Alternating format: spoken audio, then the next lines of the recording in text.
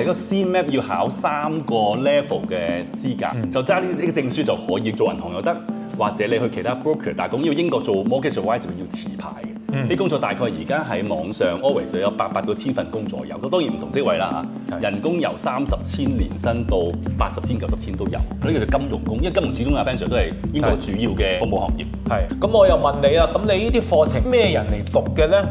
睇翻呢度當地啲白人啦，定話係啲香港人定？因為講廣東話課程啦，咁聽得明一定係香港人㗎啦。咁 so far 而家都有11萬人考咗呢個資格認證，係本地嘅英國人考咗。咁香港人考咗，我哋數手指唔可能200-300，我覺得。同埋我哋本身係自己係持牌嘅一個 brokers，去解釋嗰個金融例咧，係比一般嘅 school 佢係自己一個老師係。